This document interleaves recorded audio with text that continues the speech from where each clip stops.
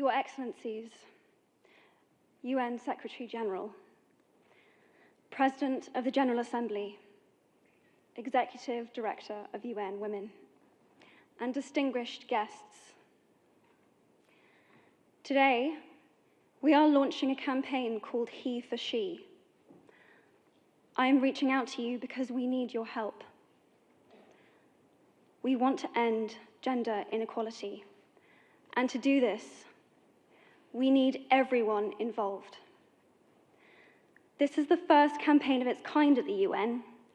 We want to try and galvanize as many men and boys as possible to be advocates for change. And we don't just want to talk about it. We want to try and make sure that it's tangible. I was appointed as Goodwill Ambassador for UN Women 6 months ago. And the more I've spoken about feminism, the more I have realized that fighting for women's rights has too often become synonymous with man-hating. If there is one thing I know for certain, it is that this has to stop. For the record, feminism, by definition, is the belief that men and women should have equal rights and opportunities. It is the theory of the political, economic, and social equality of the sexes.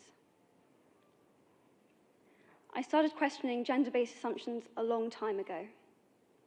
When I was 8, I was confused being called bossy because I wanted to direct the plays that we would put on for our parents, but the boys were not.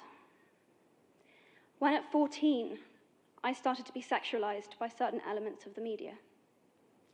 When at 15, my girlfriends started dropping out of their beloved sports teams because they didn't want to appear muscly. When at 18, my male friends were unable to express their feelings. I decided that I was a feminist, and this seemed uncomplicated to me. But my recent research has shown me that feminism has become an unpopular word. Women are choosing not to identify as feminist. Apparently, I am among the ranks of women whose expressions are seen as too strong, too aggressive, isolating, and anti-men, unattractive even. Why has the word become such an uncomfortable one? I am from Britain, and I think it is right that I am paid the same as my male counterparts. I think it is right that I should be able to make decisions about my own body. I think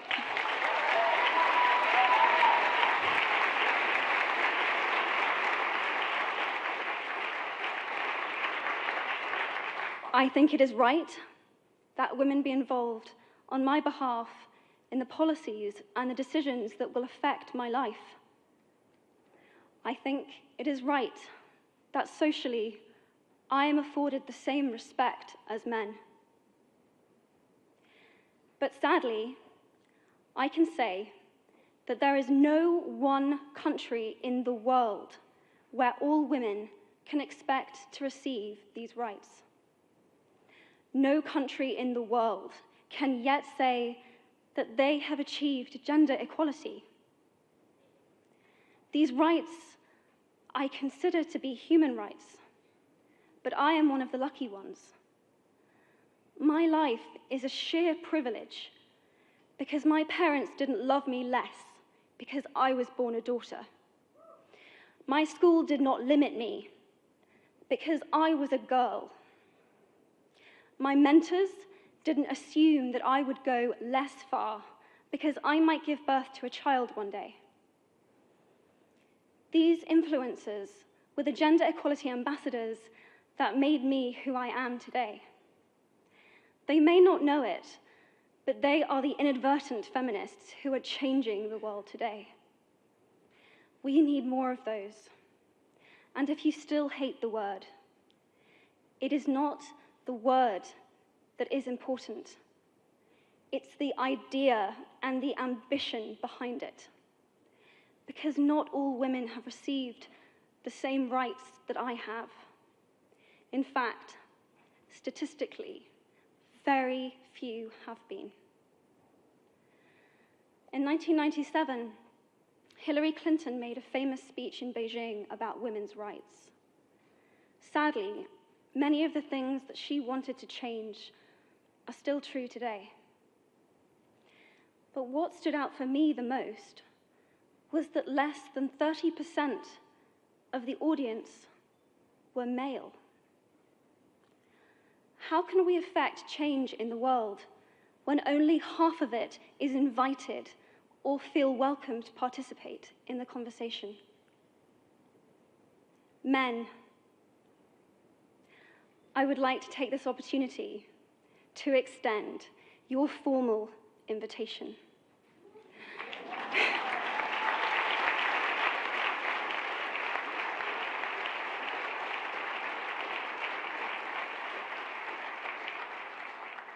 Gender equality is your issue too. Because to date, I've seen my father's role as a parent being valued less by society, despite my needing his presence as a child as much as my mother's.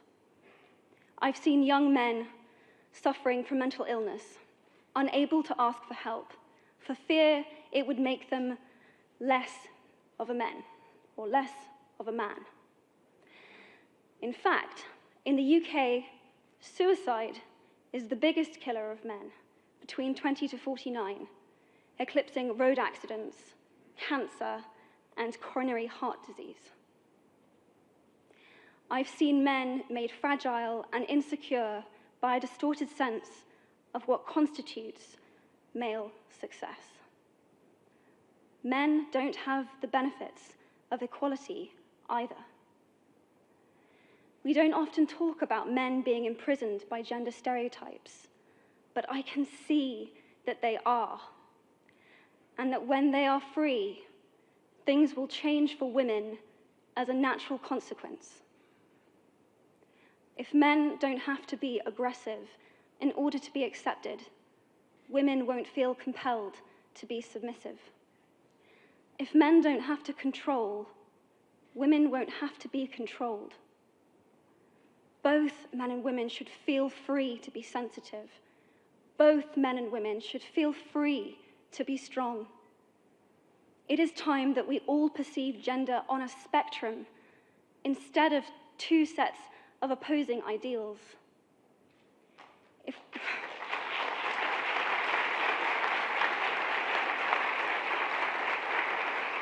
If we stop defining each other by what we are not and start defining ourselves by who we are, we can all be freer. And this is what HeForShe is about. It's about freedom. I want men to take up this mantle so that their daughters, sisters, and mothers can be free from prejudice, but also so that their sons have permission to be vulnerable and human too. Reclaim those parts of themselves they abandoned, and in doing so, be a more true and complete version of themselves. You might be thinking, who is this Harry Potter girl? And what is she doing speaking at the UN? And it's a really good question. I've been asking myself the same thing. All I know is that I care about this problem, and I want to make it better. And having seen what I've seen, and given the chance, I feel it is my responsibility to say something.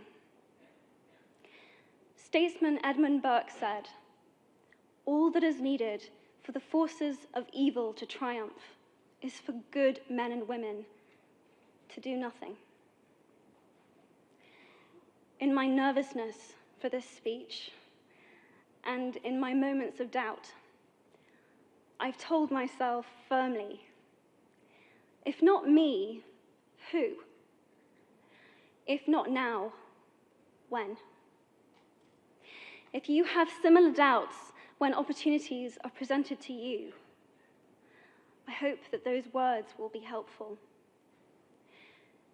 Because the reality is that if we do nothing, it will take 75 years, or for me to be nearly 100, before women can expect to be paid the same as men for the same work.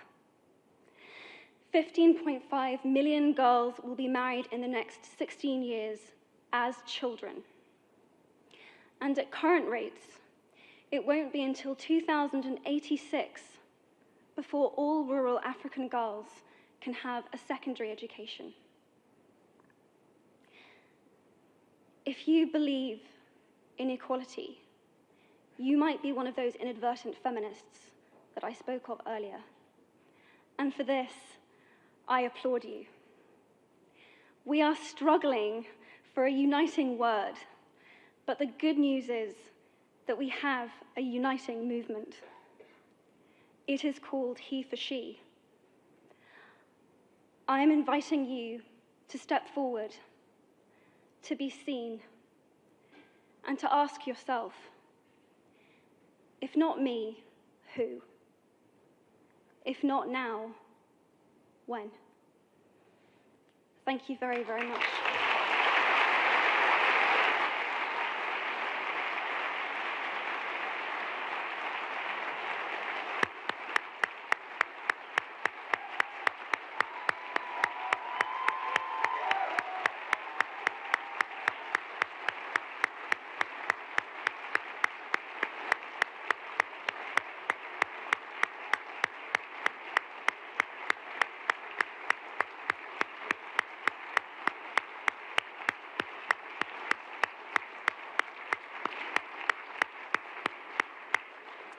What a beautiful, beautiful speech. What a beautiful thought.